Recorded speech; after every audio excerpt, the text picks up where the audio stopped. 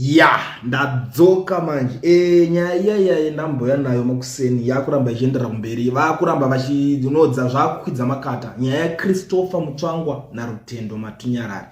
Those guys vakuratidza kudzorerana mashoko manje, and it seems like vasangana mumwe munhu ari more ZANU-PF than mumwe. Ndo nyaya yacho mamiriro yakaita muri yeZimbabwe. Panazva Kulian TV, tangani kulike this video kuti shoko rifambe zvisvike kwavari ikoko, kuti zviri kuzikanwa zvekuitika. So nyaya yamuka nhasi yakabata this young man Rutendo Matunyarare. Sekuziva kwamuri kuzviita nezuro, I'm sure that young man akarara ane BP, akadumbirwa so nehasha kutotadza kunzwisisa kuti chii chiri kunyatsoitika because of zvinhu zvaakanzwa zvichitenderera mastreet. Shoko ranga rabva kuna vaChristopher Mutsvangwa chitaura kuti izvo zvemukomana uyu ndezvake zvekuti unongomuka wakutanga kutoataka macompanies ana Insco vava, because munoziva kuti Rutendo Matunyarare nemabrands akaita sana Insco ayaya hazvinyatsodyidzana. So nyaya yekuti avanoita zvavo iye achitotaurawo zvake zvaari kutaurawo, and to me zvimwe zvacho according nemafacts anenge achiraisa zvinoita kakumeka sense zvazvo. Tichida kutaura nyaya yazviti fair zvisina kuda kuti toda kuita zvinhu zviri biased, zvinoita kakumeka sense. Asi takatarisa side raMutsvangwa manje, side raMutsvangwa kana iye ari kudefenda zvinhu izvi, let's say ndezvechokwadi, handisi kuti ndezvechokwadi, ngatiti iye Mutsvangwa ari kudefenda zvinhu izvi zviri kuitika izvi zvekuti avarunzi vari kutengesa chikafu chinozoita kunge vanhu vanozopedzera vakurohwa necancer. Kana nyaya iyoyo iri yechokwadi, which means tinenge takuti Mutsvangwa icoward, because iye haangazobhleme kuti takaenda kuhondo kunorwira nyika, iye achisaidira kuti vanhu vatengeserwe chikafu chakaita se chinoita kuti vanhu vazoita cancer. But handisi kuti chikafu ichi ndo zvachinoitisa vanhu, no, ndiri kungotaurawo zvangu panyaya yavo vevaviri ava vari true vasangana kudaro. Saka manje zvaitika ndezvekuti Rutendo Matunyarare nezuro akatambudzwa blow rake Chematsenga Nzungu naChristopher Mutsvangwa. Christopher Mutsvangwa achitaura kuti ayo zvikutaurwa nayoung man uyu ndezvekwake, ngataure zvinhu zvake akazvimirira, hatikwanise kungoti munhu wese wese ndewedu. It's like akamudisown kuti hatinei nezvaari kuita zvaari kutaura izvozvo, and that young man tonyatsoziva tese anozvidawo kazvezano izvozvo. Anozvida zvokuti now atanga nyaya yatangira pane inonzi Zim Times ndoyabudisa chiti how many shares does Mutsvangwa have at Insco. Ndopatangira nyaya yese ipapo paronzi Mutsvangwa ambori nemashares akawanda sei kukampani yacho iyoyo yeInsco, because akabuda achiprotect. At the same time zvinoita kumeka sense, tingati zvinomeka dollar. Izvo zvimeka sense, zvinomeka dollar pakuti iye Mutsvangwa achitaura ari papodium pepe. Zvinhu chinonetsa nje kuti akanyanyisa kurasa muromo against mamwe macompanies. Anenge achitaura iye handini ndi spokesperson, saka chese chaanotaura anonzi ari kutaura on behalf of ZANU-PF, especially kana akatogara, unless atotaura agari outside, but as long as atotaura ari papodium pepe, atotaura achimirira ZANU-PF, anenge achitaura on behalf of the whole party, meaning machances ari high kuti anogona kunge ma-owners vecompany iyoyo. Iseda kana kunzi zvekunzi ane mashares kana kuti chichi ndo nyaya inenge iripo. Hazvizoita kuti azongobuda achitenga dzimwe nyaya dzinenge dzichingoitika, uye is a businessman, dzimwe mari dzake hadzitozinzwisisa kuti anenge akadzwana kupi, ndo nyaya inenge ichiitika. Saka ndo pakangobudikira Mutsvangwa achingoita yaari kutaura. Saka vanhu vari kuchibvunza kuti mashares mangana anoita se aanawo kuInsco ikoko. I understand kuti anogona kunge asingadi kurotomoka because anenge achiziva mabosses ake ikoko, like party yavo ndo mabusiness mahombe amuona emuZimbabwe ndo varidzi vavo, ende ndo vane mashares kunyanya. Ona pakati zotiza rimwe timu rari munana G40 reyachinchi ndo vamwe vanga vari varidzi vemacompanies mazhinji muZimbabwe, but it's just that vanga vari. Saka Rutendo Matunyarare panapa ndo paari kuda kutaura kuti ari kutsimbinzira nyaya iyo, yangotora nyaya ndobva anodhiga.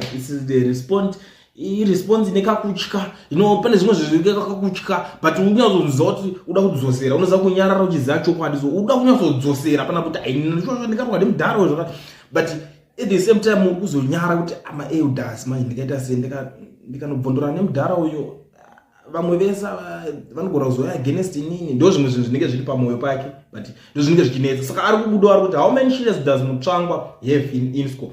After undertaking a press conference using the ZANU-PF podium to defend Insco and protect it after it broke Zimbabwean laws by selling Zimbabweans toxic illegal foods, human rights activities, are now asking how many shares Mutsvangwa has in Insco.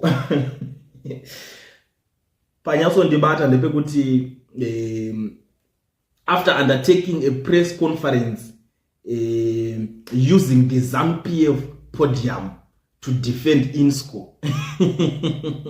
Ndo pane nyaya yese inini ndo patamba ndatoona kuti right, this young man zviri moyo ari kuda kuti adzosere asi ari kutya manje mudhara because anozotanga kuzoti takairwira nyika iyi, takaenda kuhondo, iwo wakaenda kuhondo here, uri kutiudza kuti chii? Takaenda kuhondo, ene macompanies iwo akabata economy yedu, iwo uri kuofa chii paground? Haungobude uchingoita zvako zvokungotaura zvekurotomoka.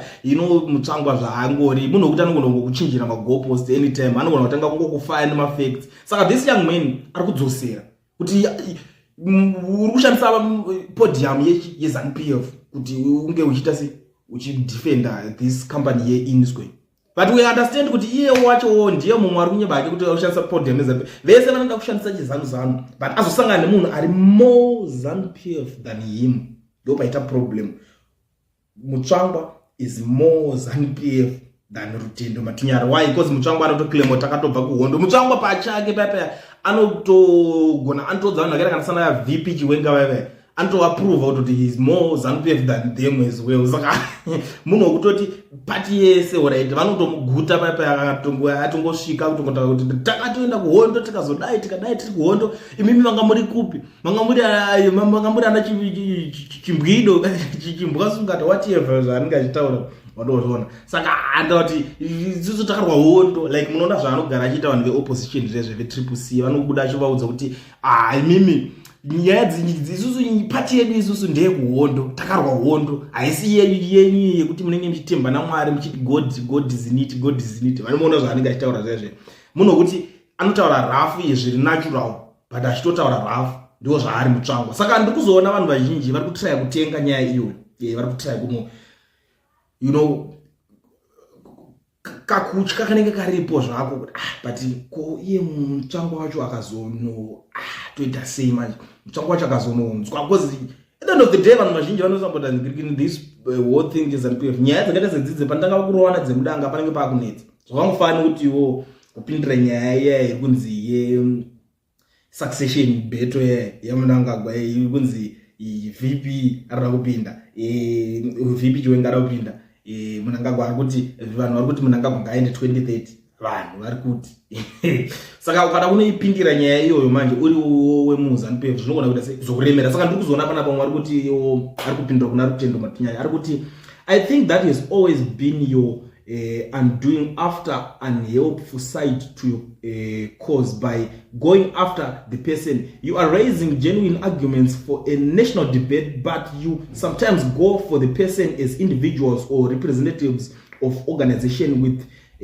opposing views. You need the right temperamental, be refined and bend and articulate your technical arguments without spicing them up with emotions. That way you will attract followers with similar views.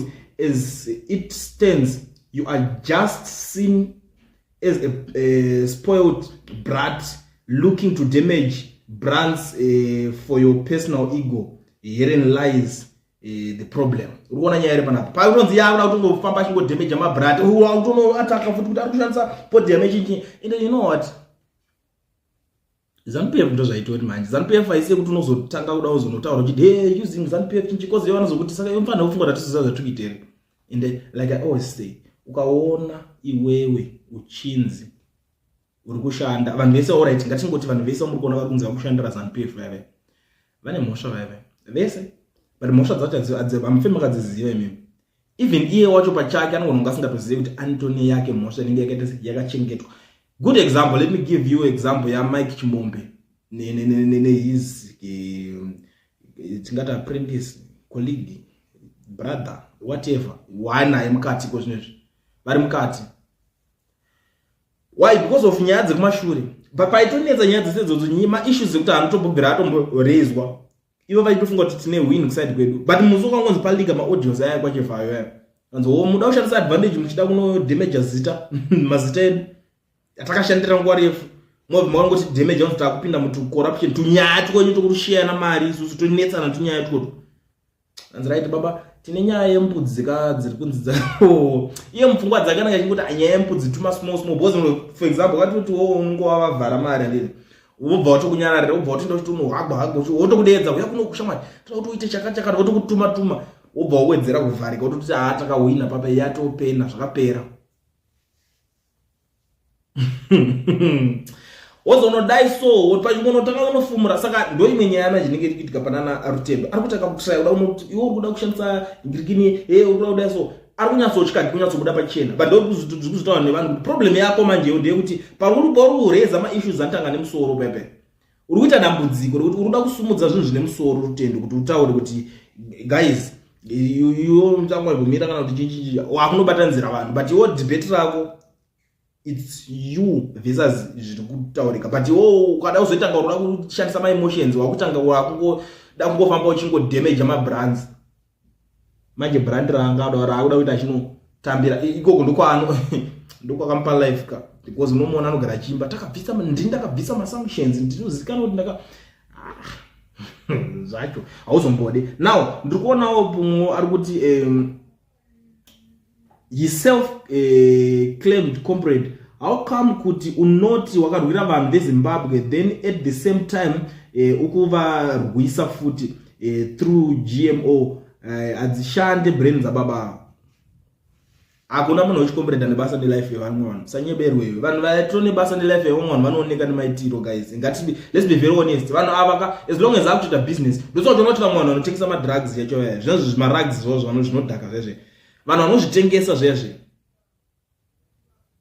vanhu vekutoti ukatonzwanzi ningi ndiye ari kuita business racho unoshamisika unoshokeka the whole day but guys inini ndaitoti ava ndo madhara edu vanenge vachimirira unotozozviona wega kuti but inini ndinenge ndakatosara padhiri racho nditori kumashure pagame yacho havana basa but ndinenge ndikomrade waningi arinzi ari kutengesa zvinhu izvi ende kumageti vanokuudzai bvunzai kana mapurisa imimi munofunga kuti sei marags ariramba achingodzi ari kutengeswa munyika bvunzai mapurisa vari kunzi vanozoenda vachinobata vanhu chingovabvunzai kuti guys